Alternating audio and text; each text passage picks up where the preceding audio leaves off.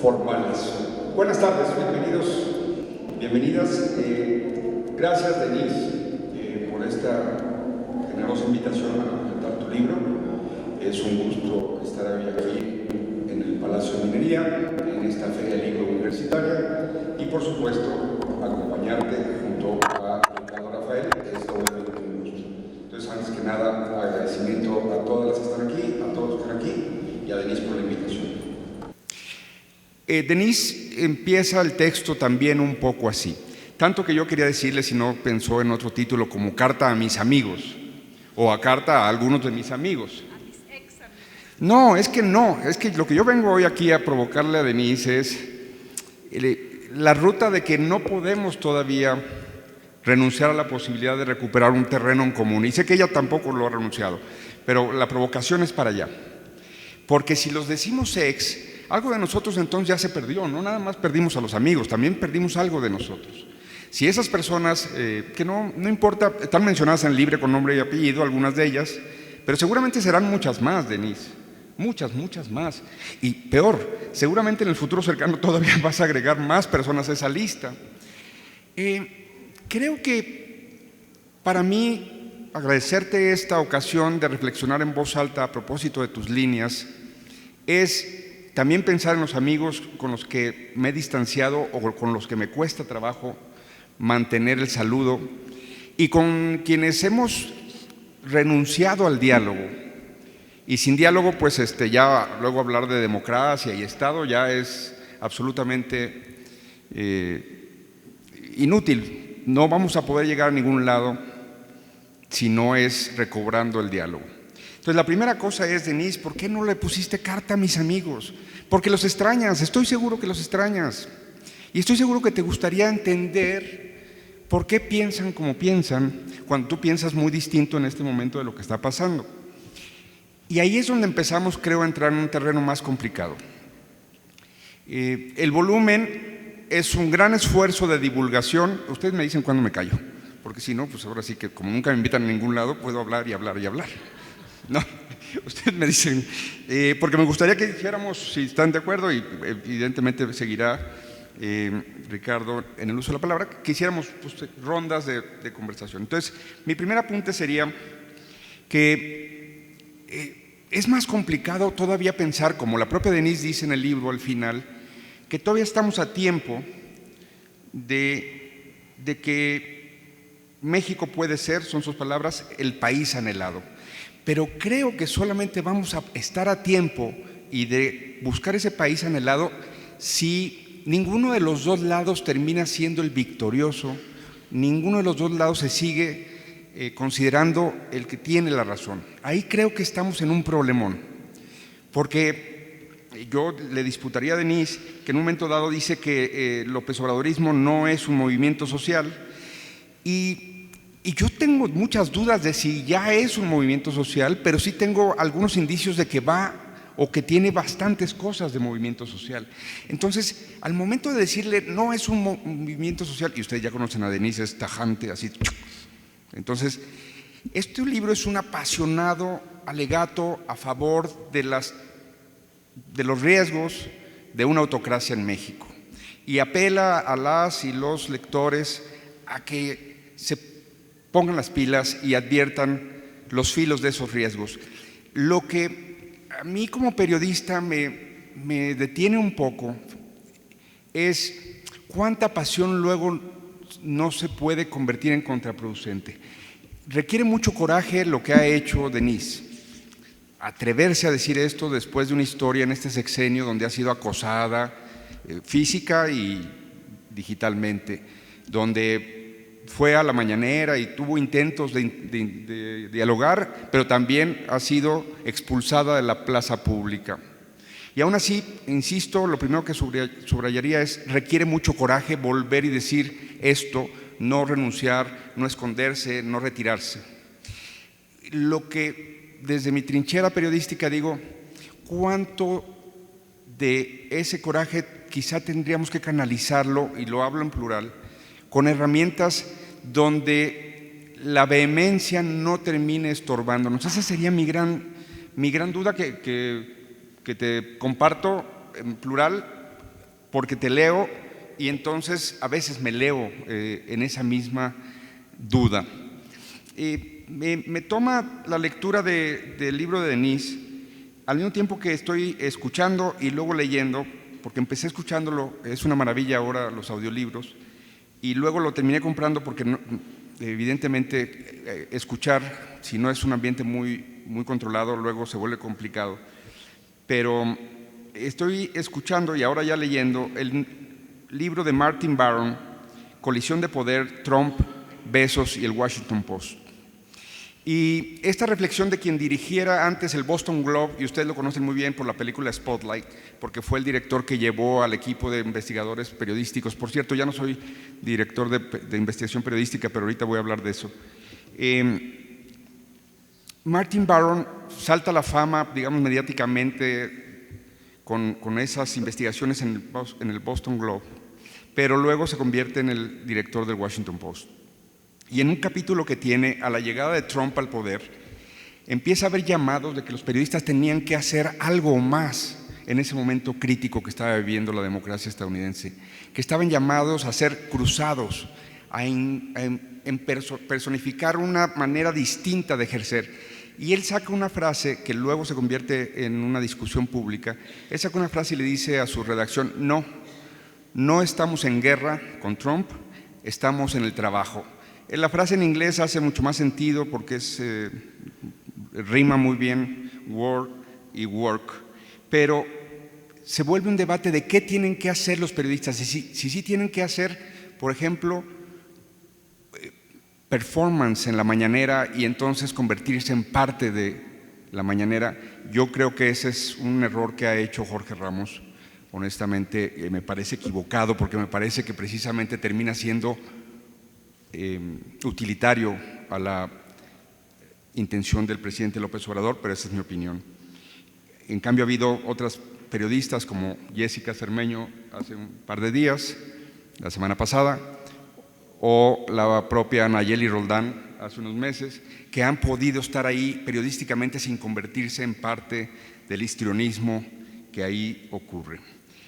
El libro es un gran ejercicio de divulgación de autores, de pensadores y de libros, a su vez, que han estudiado el fenómeno de los autoritario, el populismo y, por supuesto, la erosión de las democracias. Es ese uno de los grandes méritos que yo destacaría y seguiría compartiendo aquí mis dudas de cómo llegamos a comprender mejor lo que está ocurriendo para tratar, en este caso desde el periodismo, para tratar de darle una cobertura que tenga mejores efectos. En el caso Martin Baron, lo que él es muy puntual al recordar es: a nosotros no nos toca impedir que el candidato Trump gane o que el presidente Trump vuelva a ganar. A los periodistas les toca plantear los hechos, ponerlos en la mesa pública y que los electores tomen sus decisiones. En Mexicanos contra la Corrupción, ya que fue mencionado el asunto, cuando ganó el presidente López Obrador, hablamos con colegas venezolanas, porque fueron mujeres con las que hablamos, y les preguntamos qué para tratar de ejercer mejor nuestro papel en los tiempos que se avecinaban. Y nos dijeron: hagan todo lo que sea posible para que los vean como plurales, imparciales, equidistantes frente a una manifestación política, el partido del presidente y el presidente, o las otras expresiones políticas. Fracasamos miserablemente.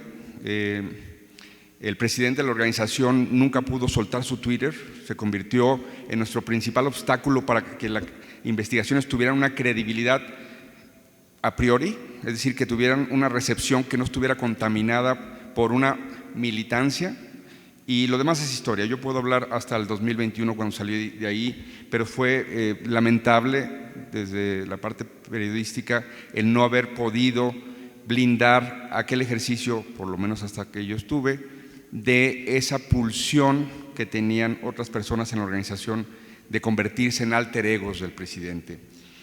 Yo hasta aquí dejaría esta primera ronda, Denise, también cerrando con una cosa.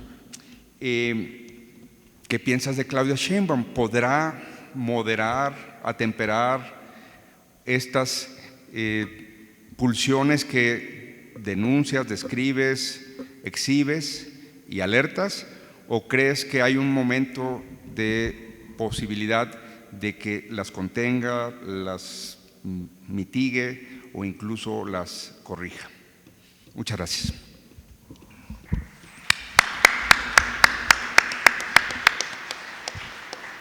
Denise, muchas gracias por la invitación.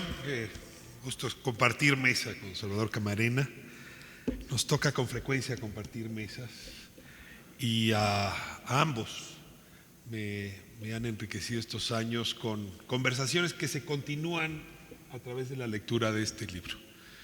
Recordábamos hace unos días con Denise Dresser que hace 11 años ya me tocó entrevistarla sobre País de Uno, y la verdad es que pareciera que no ha corrido tanto tiempo, y sin embargo el tamaño de historia que ha corrido en estos 10 años es enorme.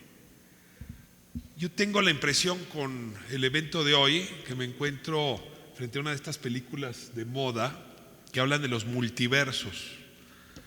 Es la doctora Dresser, no el doctor Strange, pero en efecto recuerdan que todas estas películas que están ahora muy de moda hablan de esos momentos donde hay una Y, y entonces puede ocurrir un mundo o puede ocurrir el otro. País de Uno justamente alertaba sobre el país que Denise deseaba ver, y tengo la impresión que un poco lo que ocurre con ¿Qué sigue? Es que es el país que en realidad ocurrió. Y hay un diálogo entre esos dos países, el que tenía en aquel volumen y el que tiene ahora. Y al mismo tiempo vuelve a abrir una Y, es decir, como cualquier buen multiverso que se precie de serlo, vuelve a prestarnos su imaginación para hablar de lo que puede ocurrir, déjenme platicarlo así, de aquí al 2030. El libro, como bien decía Salvador, está cargado de reflexiones, muchas dichas con buen tino, con valentía. Hay, como nos pasaba en la mesa con Carmen Aristegui, muchas coincidencias. También hay otras disidencias o diferencias, pero cuando uno viene a presentar un libro, sobre todo subraya las coincidencias, y es justamente ahí donde quiero centrar mi mirada. Hay al menos 10 puntos que les voy a mencionar muy rápido, donde me siento muy cómodo en la lectura del libro. La primera es, y se encuentra en sus páginas originales, es esta poco insatisfacción que da volver a interpretar la cultura argentina, la cultura política argentina, a partir de la mentalidad de Evita Perón. Había libros enteros en la época del peronismo donde había que meterse a la cabeza de Evita Perón para entender Argentina. Pero en México sí ha resultado un poco cansino que si no entiendes bien la manera de pensar del señor presidente, entonces no entiendes el país. Y la verdad es que es un poco torcida esa manera de reflexionar. El personaje es importantísimo, pero López Obradorizar la discusión política es una cosa que por lo menos 2 veces al día hace bastante bien. Ayuda a que las neuronas encuentren oxígeno y avancen. Y este libro lo intenta, sinceramente, intenta ver dónde está López Obrador en el centro y dónde podríamos estar el resto en el centro de la política mexicana. Segunda reflexión, quizá con palabras distintas, pero voy a usar las mías, es que Denise trata un poco de especular si la cuarta transformación o Andrés Manuel López Obrador es la causa o el efecto de un proceso en el que ya venían dando este país. Porque en efecto había una demanda política de cambio. A ver, 8 de cada 10 personas que vivíamos en este país en 2018 queríamos un cambio de raíz, y cuando digo de raíz, cuidado con la palabra, quiere decir de fondo. Y eso lo produjimos pues nosotras y nosotros, ¿no? Hay que decirlo con claridad. ¿Qué nos tenía hasta la coronilla? Y aquí es donde utilizo el término con el que me siento más cómodo. No es el neoliberalismo, cosa que yo todavía no sé muy bien qué sea, y mire que lo he estudiado hace ratito, sino el elitismo cínico, que es una ideología. El elitismo intelectual, ¿no?, que habla desde arriba con la voz engolada, un poco en espacios como estos, ¿no?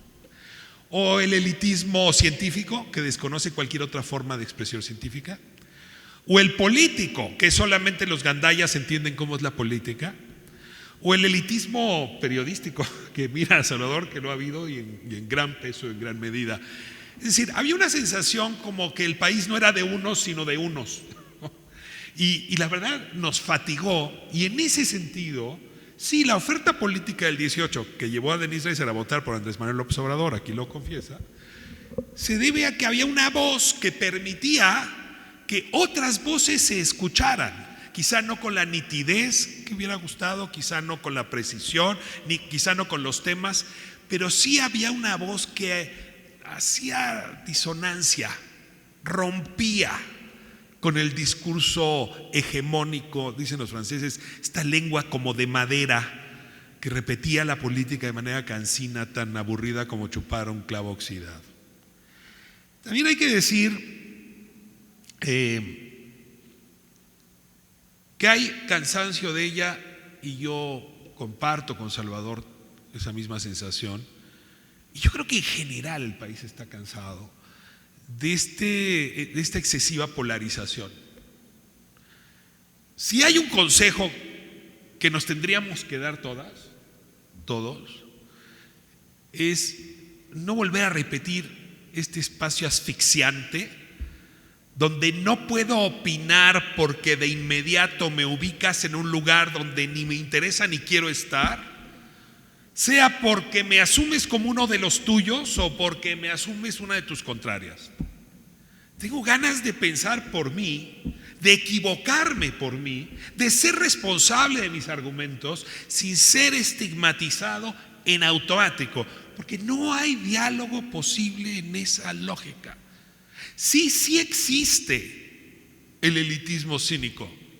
También existe el radicalismo popular. Son como los dos polos que hoy nos mueven. Pero en medio estamos la inmensa mayoría. A veces hartos del elitismo cínico y a veces un poco cansados de la demagogia del radicalismo popular. Y en ese sentido, poder navegar mejor los grises nos vuelve mejores personas. Y creo que ahí el libro una y otra vez invita a desmarcarse y desde luego señala a quienes nos han venido ubicando en estas ingratas posiciones. Hay otro desencanto que es muy evidente en la profesora Denise Dresser, y es esta idea, en efecto, no solo de que la transición, déjenme llamar así, la pequeña transición 97-2018 no fue, sino de lo que no fue la cuarta transformación, por lo menos en estos primeros 6 años. La sensación de que López Obrador tendría que haber hecho una serie de cosas que no hizo, ni su gobierno. Ahora, era tantísima la expectativa que cualquiera hubiera decepcionado. Y lo que hay que entender a veces es que la política, como la economía, tiene dos lados: la oferta y la demanda. La demanda de cambio era enorme, pero una vez que alguien se quedó con la oferta, en ese momento redujo las posibilidades y la toma de decisiones, y ahí desencantó. Y en efecto, una vez que empezó a gobernar desde la oferta, pues sí, hubo algunas aristas que incluso contravinieron algunos de los deseos democráticos y libertarios que veníamos construyendo, en efecto, como una y otra vez dice Denise a lo largo del libro. El siguiente desencanto, no lo dice fuerte, pero lo dice, es con la desafección que traemos en esta época con las libertades. No solo con la democracia. El Pew Research Center publicaba unos números donde en efecto, pues si nos ofrecen un gobierno que resuelva, en México estamos dispuestos a que nos quiten libertades y hasta el voto, y órganos autónomos. A ver, la inmensa mayoría, no el presidente, la inmensa mayoría, antes del 2018 y reforzadamente en los últimos años, es el gobierno eficaz. Lo voy a decir fuerte, Si hoy se nos para Bukele enfrente, hay quien dice, ¿y por qué no? Si eso resolvería los problemas de la violencia. Y hay una tentación que corre por las venas muy potente, que ahora le dio permiso a López Obrador, que se va en octubre, de tomar algunas decisiones, en efecto arbitrarias, autoritarias, pero que mañana le puede dar el mismo permiso a cualquier otra persona que de la corriente política contraria pudiera proponer lo mismo. Y aquí sí, el libro no es que quede a deber, es que quienes nos hemos dedicado a la docencia y estamos preocupados por la educación cívica y quisiéramos que los valores de la libertad fueran, de la democracia, estuvieran en todos lados, pues sí nos fatiga un poco darnos cuenta que la inmensa mayoría sigue pensando, cuando piensa en libertades, que son las libertades de unos cuantos, y cuando piensa en democracia, que es la democracia de unos cuantos, y lo piensa porque así ha sido. Y en efecto, yo aquí, un poco como hacía Salvador hace un momento, hablando de Mexicanos contra la Corrupción, me pregunto todos los días qué nos ha faltado hacer, no para fustigarnos, sino para saber qué tendríamos que hacer para construir ese basamento ideológico. Cierro con una frase que me encantó del libro y que le decía yo a Denise el otro día que pues eran 20 poemas de amor y una canción desesperada, pues son 20 consejos. La canción desesperada está en esta frase, dice: no uses palabras derogatorias que son dardos, epítetos, descalificaciones, que son flechas, expresiones elitistas que muestran el rostro oscuro de México. Quizás si cambiamos el lenguaje y cambiamos la manera de dirigirnos al otro, podemos empezar a reponer el procedimiento de las libertades y la democracia pendiente. Gracias, Denise. No.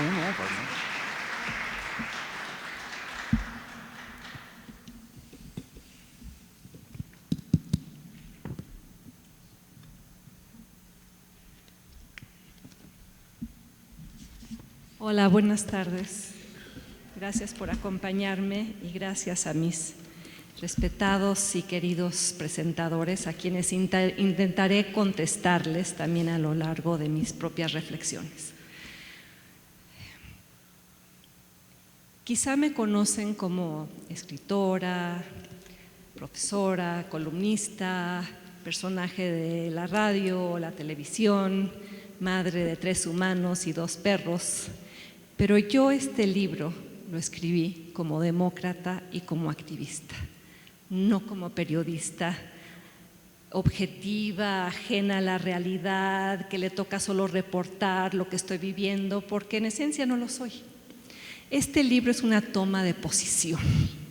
Es una toma de posición frente a lo que yo describo con prístina claridad, como lo hizo Anne Applebaum en su libro, un proceso que estoy viendo en nuestro país y que se asemeja a muchos otros procesos en el mundo y tiene que ver con la erosión democrática.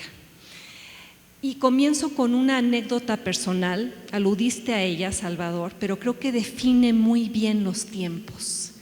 Hace año y medio, yo aquí marchando en las calles del centro, la marcha del 2 de octubre del 68, y marchando como lo había hecho tantos años y al mismo lugar que ha sido sede de la lucha democrática de este país, que es el Zócalo.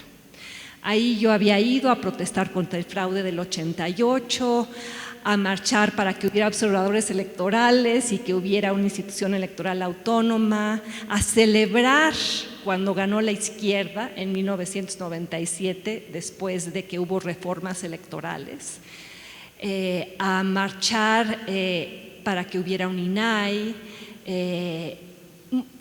marchando el 8 de marzo, Ayotzinapa, contra la violencia contra las mujeres. Yo soy 132, o sea, el Zócalo no me era ajeno. Ese día iba marchando con quienes siempre marcho en esos eventos, que son las madres de los desaparecidos, Amnistía Internacional, Artículo 19, digamos grupos progresistas de izquierda, anticorrupción, antimilitarización, e íbamos cargando una enorme manta. Esa manta que quizás recuerden estaba desplegada una mañana en la Estela de Luz. La subió por la noche una amiga mía, cuyo nombre se mantendrá anónimo, porque si recordarán, las autoridades de la ciudad se enojaron mucho y la bajaron al día siguiente. Y después de un pleito muy largo nos la regresaron. Íbamos cargando esa enorme manta de 104 metros, llegamos al Zócalo, la desplegamos y en eso veo un grupo de jóvenes simpatizantes de Morena que empiezan a gritar: ¡fuera Dresser! ¡Fuera Dresser! Y yo no entendía qué estaba ocurriendo. Y Salvador, intenté ir a dialogar, me paré enfrente de ellos con plena disposición a debatir, porque nunca me rehúso a debatir, incluso en ocasiones cuando lo primero con lo cual me encaran es una descalificación. No me dejaron hablar y se acercaron con más violencia, jaloneándome, empujándome, gritándome: fifí, representante de la oligarquía, priista, salinista. Y yo pensaba, pero si mi tesis de doctorado fue un mamotreto criticando la politización de la política social con Carlos Salinas. ¿Qué está pasando aquí?, me pregunté. Y las mujeres buscadoras de sus hijos desaparecidos me acuerparon, me defendieron y me ayudaron a salir del Zócalo diciéndome: está demasiado violento, vámonos, si te quedas esto puede acabar muy mal. Y a 2 cuadras del Zócalo me puse a llorar, y no por cobarde, no porque no entienda que el López Obradorismo puede ser un movimiento social, sino por lo que significaba el hecho. Lloré de rabia y de tristeza por mi propio país, porque piensen en lo que significa la anécdota. Un grupo de personas se había apropiado del espacio de todos, que es el Zócalo. Por eso un capítulo del libro se llama "Lo público es nuestro". Y me habían sacado de ahí, pero acompañada de las madres buscadoras a quienes el presidente nunca ha querido recibir. Y estábamos ahí denunciando lo que tenía más sentido que nunca denunciar en estos momentos, que es la militarización, que personas como yo llevábamos 12 años criticando. Y yo voté por Andrés Manuel López Obrador porque una promesa de campaña para mí esencial, porque me parece que va a ser lo más perverso y lo más tóxico y lo más duradero de estos años, es la militarización. Hay un capítulo del libro que se llama "La militarización no es la solución". Y pensaba, pero ¿por qué me agreden? Además, si no soy tan famosa, o sea, no soy Taylor Swift. Y me acordé, las mañaneras, por supuesto, el presidente me ha mencionado 119 veces. Y no me menciona como profesora académica con la cual discrepa, siempre es una descalificación. Es prensa vendida, prensa chayotera, profesora de ese instituto neoporfirista, neoliberal que es el ITAM. Pero, bueno, quizá el presidente tiene derecho a decir esas cosas. Yo cuestiono si tiene derecho a hacerlo desde la plataforma más poderosa del país, sin dar derecho a réplica. Lo que no puedo permitir es que me difame o que difame a otros. Y por eso estoy litigando en su contra. Pero lo que sucedió ese día, más lo que empezó a suceder en el aula, en mi aula donde llevo 30 años de ser profesora, es que, como bien decía Ricardo, estábamos volviendo a tratar de analizar la política mexicana, no a través de instituciones, procesos, lo que hace el Congreso, lo que hace la Corte, lo que hacen los medios, lo que hace la sociedad civil, como ya veníamos haciendo los últimos 20 años. Estábamos regresando en el aula a hacer pinología, ahora palacionacionología, que es tratar de entender la política mexicana metiéndonos en la cabeza del presidente. Porque en esos términos regresivos estábamos volviendo de nueva cuenta a lo que fue la presidencia imperial. Cuando para entender la política teníamos que ver a quién saludaba el presidente, a quién le alzaba la mano, contra quién se iba en sus discursos, porque las otras instituciones no funcionaban como deberían funcionar. Y eso, Salvador, empezó a suceder. Y desde mi perspectiva como demócrata me parecía importante empezar a señalarlo, porque me parecía preocupante, porque yo sí soy de la generación de la transición. Yo sí siento que tengo un compromiso generacional con ciertas conquistas, poquitas, quizá epidérmicas, Quizá ustedes piensen que no vale la pena luchar por ellas en aras de los derechos sociales o darle o que haya menos pobres o la defensa de la soberanía nacional hoy en juego. Yo sí pienso que hay que defender cosas que quizá algunos de los que están aquí dan por un hecho, pero que hoy yo sí siento que están en riesgo. Y tan están en riesgo que ahí están las 20 propuestas del presidente con las cuales está incitando a todos a ir a votar. E incluyen básicamente que los consejeros sean electos y, porque serían electos, probablemente ganaría el movimiento social, hoy partido, que es Morena, en términos de capturar la institución y volveríamos a la vieja era de elecciones llevadas a cabo por el gobierno que es también partido. Y todo aquello por lo cual luchó mi generación, que sí, se cometieron serios errores, pero yo no fui de las que cerró los ojos. Mis últimos 2 libros desde El País de Uno eran: esta democracia es elitista, este país es racista, este país es clasista. Lo argumenté hace 11 años en El País de Uno y lo sigo diciendo. Y además, ese trabajo anterior mío criticaba cada error institucional, pensando, si no se corrige esto nos va a salir muy caro. Yo me peleé personalmente con Lorenzo Córdoba cuando no le quitó el registro al Partido Verde. Descalifiqué al INE cuando no impuso sanciones al PRI por lo de Monex y Soriana. Más tantas otras fallas institucionales, la colocación de cuotas y cuates en diferentes instituciones, el que la presidenta del INAI luego fuera candidata del PRI, y nos costó caro, porque el libro no hace una defensa del pasado. Lo que el libro hace es decir, hay una paternidad responsable, tristemente, quizá de mi generación y de los políticos de mi generación, que construyeron y luego echaron a las instituciones de la transición democrática. Pero lo que sucede aquí, y estoy tratando de hacer pedagogía democrática, porque no soy periodista, Salvador, porque creo que mi trabajo es otro. Y quizá lo hago con mucha vehemencia, con mucha pasión. Germán Dehesa me decía, es que eres intensita. Pues sí, así es. Pero hay causas, yo creo, por las cuales sí vale la pena ser apasionado. Y lecciones de las cuales hay que aprender a nivel global. Porque cuando conocí y empecé a hablar con Anna Applebaum, ella me decía, y vino a la marcha en defensa del INE recuerdan, el año pasado.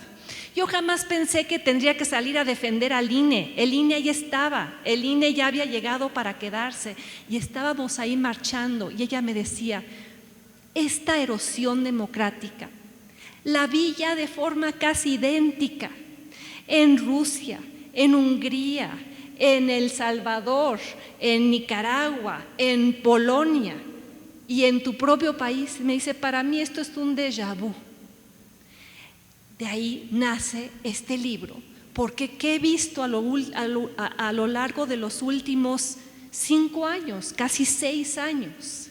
Un esfuerzo deliberado por parte de llámale movimiento social, partido, lo que quieras, no me importa el nombre, pero de parte de un gobierno y un presidente por eliminar contrapesos diciendo que son muy caros y que no funcionan. Embestir a la Suprema Corte porque es corrupta y le pagamos las clases de yoga a Norma Piña. Eliminar al INE, esto me tiene asombrada que la población acepte que se elimine el aparato regulatorio del Estado, incluyendo la Comisión Federal de Competencia, cuando de los poquitos logros de la transición fue crear esos órganos reguladores que llevaron a que todos ustedes, y ustedes también, paguen menos por su telefonía celular, porque finalmente se logró contener un poco a Carlos Slim. Pero los oligarcas de siempre ahí siguen, y tan es así que hay un capítulo que se llama Di no a los nuevos saqueadores y con los oligarcas ni a la esquina. Este libro intenta ser un llamado a la congruencia democrática incluyendo la de periodistas, ciudadanos, activistas, porque sí escribí con tristeza el prólogo sobre cómo mis amigos habían sucumbido a la tentación autoritaria, disfrazada de otras cosas muy rimbombantes y maravillosas: el pueblo, los de abajo, la intervención extranjera, la recuperación de la soberanía energética. Pero lo que hago a lo largo del libro es ir cuestionando cada una de esas verdades que más bien son mentiras resignificadas dentro de un nuevo lenguaje que en el libro llamo el amloañol, que es un nuevo léxico de nuestros tiempos, una variante del español, donde todo aquello que para nosotros tiene significado, que es división de poderes, contrapesos, sociedad. Yo jamás pensé vivir en un país donde sociedad civil tuviera una connotación negativa. Jamás pensé vivir en un país donde el presidente por las mañaneras descalificara a todos los que se le oponen como chayoteros, neoliberales, conservadores, distorsionando nuestras biografías, porque yo incluso había votado por él y habíamos compartido trinchera.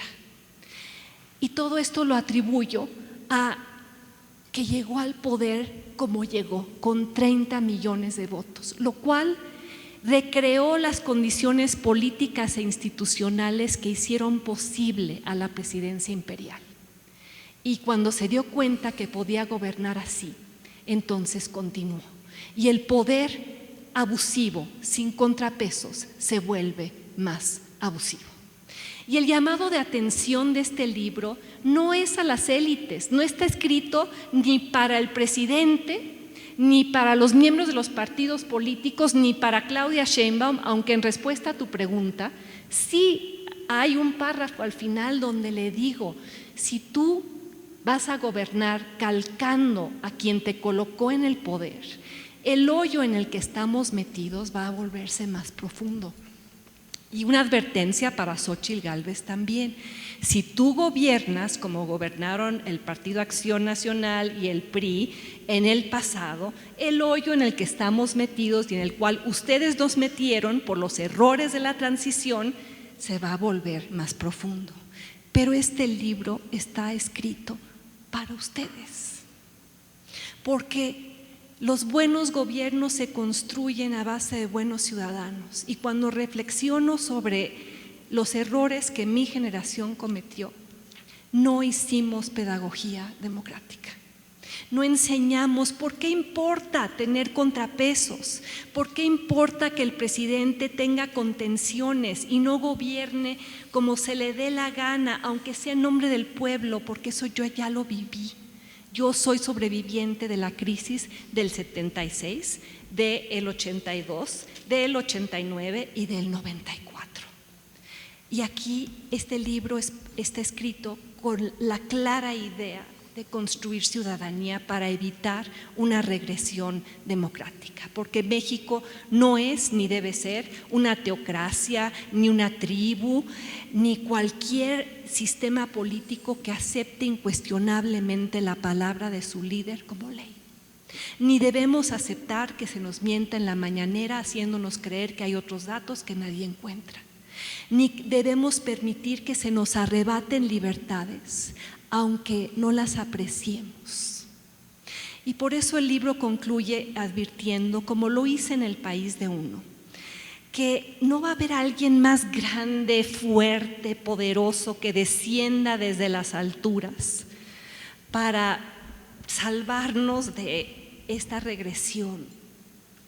A cada uno le corresponde llevar el anillo a Mordor, y ese anillo es el mismo que vengo señalando desde el 2012. Y los viejos problemas que el presidente heredó, muchos que debió haber encarado, los exacerbó y los profundizó.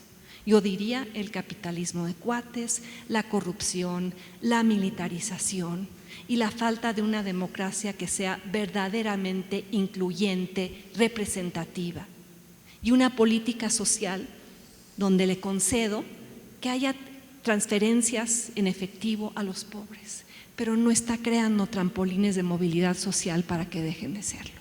Y no es el tema de que se le pidió demasiado. Había cosas que sí hizo bien y otras que hizo terriblemente mal, porque yo no estoy dispuesta a sacrificar mis derechos políticos a cambio de la ampliación, quizá poco permanente, de los derechos sociales. Entonces, el anillo de Mordor habrá que destruirlo, y esa tarea les toca a todos ustedes. A ti, Salvador, aunque seas periodista, a Ricardo como maestro, como intelectual, y la consigna es para todos los que están aquí, porque Anna Applebaum dice que la democracia es como el agua de la llave y que no te das cuenta que desaparece hasta el momento en el que abres la llave y ya no sale ese líquido vital. Y yo sí soy demócrata y les estoy pidiendo dos cosas: que carguen el anillo a Mordor, y segundo, que mantengan el agua de la llave abierta, porque nos costó mucho trabajo abrirla. Muchas gracias.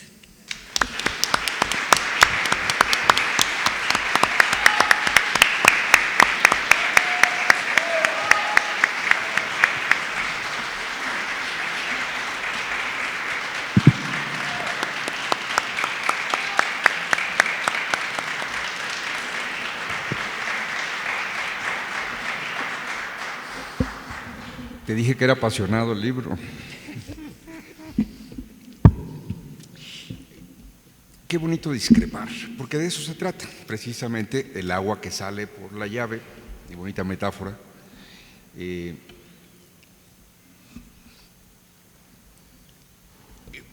No me quiero meter en más problemas hoy, pero ahí voy. Cuando se murió Miguel de la Madrid, por ahí leí un obituario, digo porque un especialista en Miguel de la Madrid es Ricardo, evidentemente, entonces, que me pareció que hacía justicia al injusto retrato que luego hacemos de algunas cosas de las personas que fueron presidentes en la presidencia imperial. Insisto, en ese orden, de las personas, no de la presidencia imperial. Porque esa necrológica ponderaba el oficio que tenía que tener un presidente en aquellos tiempos, incluso desde tantos abusos de los recursos que tenía el Estado o de los poderes metaconstitucionales de que disponía, pero que tenía que tener una sensibilidad, una responsabilidad, un carácter para cualquier decisión que tomara. Y luego tomaban unas decisiones absolutamente desastrosas, corruptas, contraproducentes, lo que fuera. Pero me pareció a mí muy importante cuando leí esa necrológica detenerme y decir, claro, incluso en la presidencia imperial había una persona que en ciertos momentos, y de hecho las memorias de Miguel de la Madrid, publicadas, editadas por el Fondo de Cultura Económica, tiene una anécdota fantástica de que siendo él un funcionario menor, si mal no recuerdo, en el Banco de México, le toca ver cómo Fausto Zapata, político potosino, le propone al presidente Echeverría la lista de todos los empresarios de México para que los meta a la cárcel y se acabe la crisis al final del sexenio la crisis que nos habría caído por encima de la crisis si Fausto Zapata hubiera tenido éxito en su aberración de proponerle esa medida. Y Miguel de la Madrid dice, si la gente supiera lo que un presidente de México llega a tener a su alcance, se iba para atrás.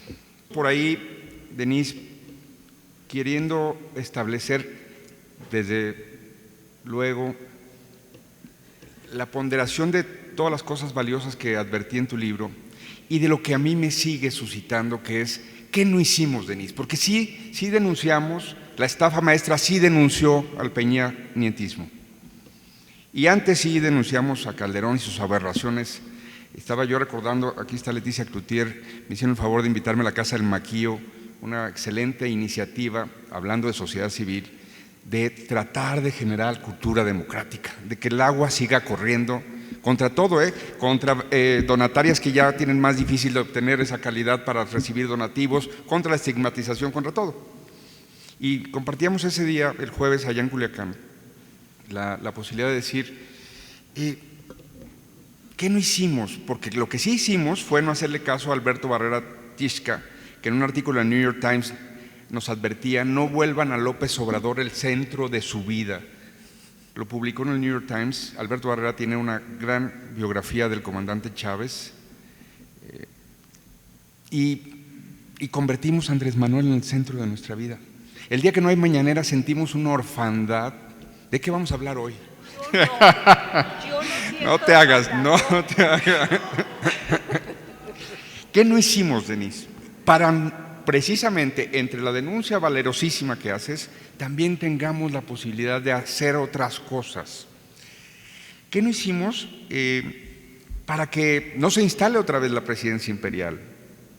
Creo que estamos en la mitad de la película, ni siquiera yo tengo la duda dónde va a caer la moneda, y hay días que por supuesto que pienso que la moneda ya cayó y México ya no existe.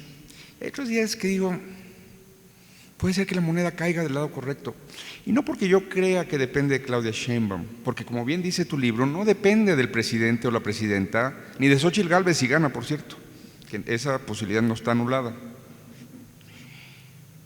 Depende de cada una y de cada uno de los mexicanos que sí hagan cosas, que sí promuevan sociedad civil.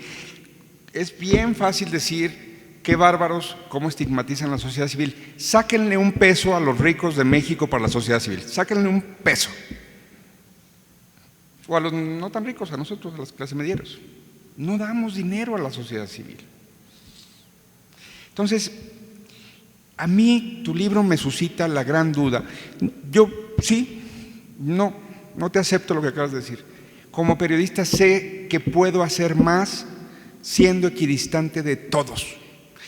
No veo la ganancia inmediata en volverme fácilmente clasificable como anti-López Obradorista.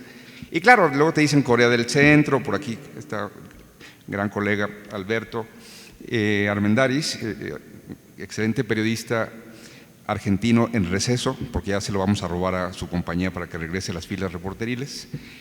Fuimos colegas en Nueva York, él trabajó para Reforma como corresponsal y para otros diarios de su país también. Corea del Centro es una cosa que ya se decía en Argentina, que no tomabas posición frente a excesos. No, todavía no. Ya, en un minuto.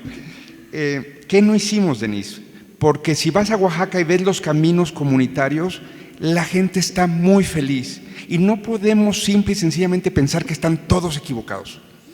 Hay muchos equivocados, hay muchos que no están denunciando las tentaciones, que sí estamos denunciando los tres de la mesa y muchísimos del público, pero no está bastando para ver los peligros. Entonces, para mí, tu libro me lleva a pensar, en efecto, que hay cosas que quizá pudieran ayudarnos a entender el fenómeno, pero no veo, como tú también citas aquí a Müller, el especialista en el populismo, no veo que tengamos que ceder a la tentación de pensar que ya no vamos a hablar con los populistas, tenemos que hablar con ellos, no como ellos, bien lo reproduces tú.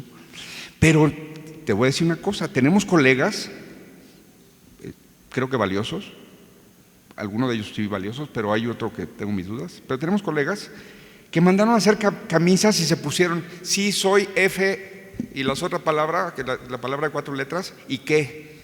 Y yo decía, ¿por qué le compras el lenguaje a alguien que quiere clasificarte? ¿Por qué permites que te estigmaticen?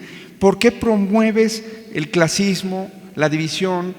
¿Por qué repetir esas palabras que quieren que nos identifiquen a unos y a otros? Timothy Snyder, citado varias veces, por supuesto, por Denise, y me parece que además pues, es de las lecturas que tenemos que complementar con la de Denise, nos advierte, cuidemos el lenguaje siempre. Lo acaba de decir nuestra autora. No podemos entregarles eso porque les estaríamos entregando la cultura. Les estaríamos dando la capacidad entonces de decir qué está pasando y qué no está pasando, y al entregar eso entregamos la posibilidad de discernir la verdad. Por eso sí me quedo en mi esquinita, Denise, y te digo, celebro el apasionamiento, celebro el coraje más que el apasionamiento, más aún que el apasionamiento de tu libro, pero me mueves a pensar cómo puedo ser más útil y me quedo más en la trinchera Martin Baron ahí, de decir, mientras yo pueda publicar investigaciones o columnas, en este caso ahora estoy en faceta columnista, donde critico por igual a Claudia y a Xóchitl, al señor Maínez no se le puede criticar por igual porque no tiene escala, perdón, ya que tenga escala lo criticamos igual. No se puede ser equitativo con factores que no han ejercido, digamos, al punto de ese reconocimiento desde mi punto de vista. ¿Ya?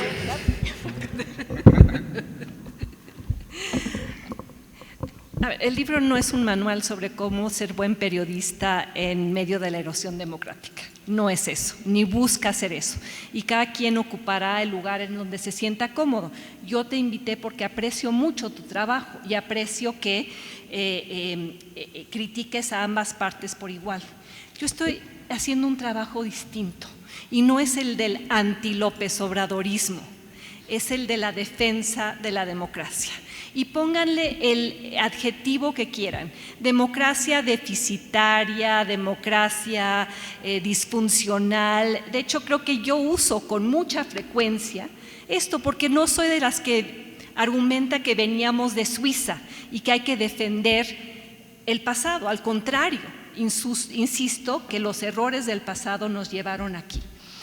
Ahora, en esta defensa de la democracia, porque yo me niego a que la democracia sea resignificada como otra cosa, que la democracia signifique consultas populares o la voluntad del pueblo interpretada por el presidente, o que signifique voto popular para los ministros y los jueces o voto popular para los consejeros del INE. Esas no son las soluciones apropiadas para los problemas que nos aquejan. El presidente hizo y sigue haciendo un muy buen diagnóstico de esos problemas. Lo lamentable es que las soluciones han sido las equivocadas. Y sí, en comunidades en Chiapas, donde nunca ha llegado el Estado, donde hay un déficit histórico del Estado, ya sea por incapacidad, corrupción, los viejos vicios del priismo e incluso los viejos vicios del panismo, el que te llegue un cheque obviamente va a ser mejor que las alternativas, pero mi visión de país trasciende esa que el presidente vende como éxito, porque yo sí aspiro a un país donde los pobres puedan dejar de serlo. Yo sí aspiro a una política social transparente donde podamos ver a dónde se dirigió cada rubro del gasto social. Yo sí aspiro al crecimiento económico equitativo, aspiro a un Estado obviamente intervencionista. En eso Ricardo y yo llevamos años coincidiendo, tratando de defender la aspiración socialdemócrata en un país que se resiste a ello. O sea, aspiro a una izquierda que sea verdaderamente izquierda, no un priismo resignificado para parecer otra cosa. Porque lo que insisto en el libro es que yo no soy de las que teme que México se vuelva Venezuela. Temo que México siga siendo el mismo México. Un país clientelar, un país pobre, un país con enormes desigualdades, concentración de la riqueza, presidentes que se colocan por encima de la ley y un sistema de partido hegemónico que tiene aprobación social. Así fuimos y no quiero regresar ahí.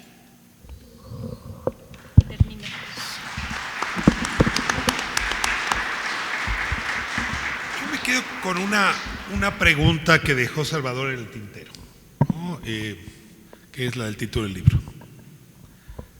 Aunque hay bastantes pistas en el texto, queda muy abierta todavía la pregunta: ¿qué sigue?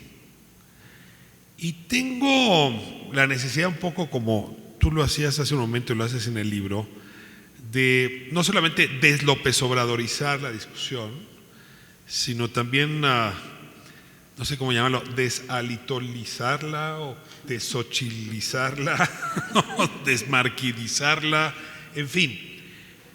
Volver a un esfuerzo, ahí sí yo supondría objetivo de mirada a las instituciones.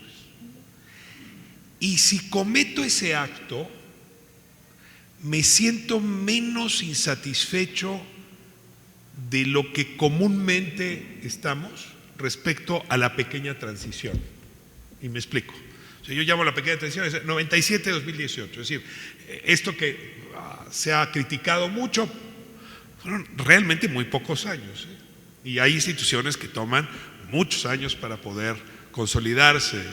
Había una anécdota de Simón Bolívar, que cada que llegaba a una ciudad a liberarla, sembraba nogales. Y un jardinero le dijo: oiga, pero estos tardan 20 años en dar. Y decía Simón Bolívar: lástima que no lo sembramos ayer. No, en realidad son instituciones recién sembradas, algunas recién. Podíamos esperar que la COFESE y el INAI dieran los mejores nogales, las mejores nueces, cuando llevaban un par de días sembrados. Ahora, dicho esto, sí hay una pregunta que me hago, y es: ¿de qué tamaño son los diques democráticos que sembramos? Y yo la verdad los veo bien altos, muy altos. Los ve altos. A ver, déjame poner un ejemplo. El tema de la reforma eléctrica, que nos metió en un panel de discusión en el Tratado de Libre Comercio. Y dice México: ¿y para qué estamos sentados en el panel si después de lo que decidió la Corte sigue vigente la reforma de Peña Nieto de 2013? O sea, esta que era tan importante para el presidente y su gobierno no pasó. Pero a ver, la Corte sigue ahí, el INAI con menos integrantes sigue ahí, la COFESE sigue ahí, el Banco de México, el INEGI. Y de todo el ómnibus legislativo que nos está convocando a votar en una dirección o en otra, ninguna reforma va a pasar de las constitucionales, por una razón: que no hay manera que Morena logre el 66% de los votos. El ómnibus legislativo lo que está tratando es que entregarle esa votación, pero también puestos están los diques de la pluralidad, de los pesos y contrapesos, que es una charada, que se la crea quien quiera. La verdad, ¿para qué andamos perdiendo el tiempo? Es un discurso que no tiene realmente asidero. Ahora, cierro con lo más obvio. No, ustedes ya se dan cuenta, pero Claudia Sheinbaum no es Andrés Manuel López Obrador. Y no es porque no es el fenómeno político de López Obrador. Punto. De esos fenómenos hay, y digámoslo, nos caiga bien, nos caiga mal, es un fenómeno político. Claudia Sheinbaum no es, va a humanizar la presidencia. Y Xóchitl Gálvez la va a humanizar todavía más si gana. Entonces, sin esos elementos metapresidenciales, metaconstitucionales, cargados de carisma presentes, lo que sigue va a ser muy distinto a lo que hemos visto. Y a mí la verdad lo que sigue no me asusta tanto como lo que acaba de pasar. Muchas gracias. Me despido simplemente diciendo: ¿qué sigue? Los diques se han mantenido, Ricardo, porque hemos salido a la calle a defenderlos. Los diques se han mantenido porque ha habido ciudadanos participativos que han reconocido los riesgos y los han señalado. Los diques se han mantenido porque ha habido periodistas valientes que no han renunciado a su labor a pesar de ser estigmatizados todas las mañanas y ser puestos en peligro por el doxeo de su información. Yo estoy litigando contra el presidente por la difamación de la mañanera, porque no es solo algunas palabras que dijo que yo era espía de un gobierno extranjero, no lo puedo permitir. Llevo 1 año y medio en litigio con la esperanza de crear un paraguas protector para todos los difamados y espiados. Cuando decidí litigar, discutimos mis abogadas y yo que no sabíamos cuáles eran las probabilidades de que el sistema judicial realmente respondiera. Y dijimos: probémoslo. Hay que hacer lo que hace Ai Weiwei, el disidente y activista chino y artista chino, que dice: hay que usar las instituciones para ver qué tan bien funcionan para el ciudadano. En algunos casos las instituciones han funcionado para mí, ciudadana, y ahora las estoy poniendo a prueba ante el abuso del poder presidencial. Y dijimos: aunque perdamos, que quede el registro de que alguien dijo no. Alguien dijo, esto no está bien, alguien dijo, esto es un abuso de poder, alguien dijo no a la presidencia imperial, alguien dijo no al regreso del partido hegemónico. Yo ahí voy a seguir parada y espero que me acompañen en ese lugar. Muchas gracias por venir, buenas noches.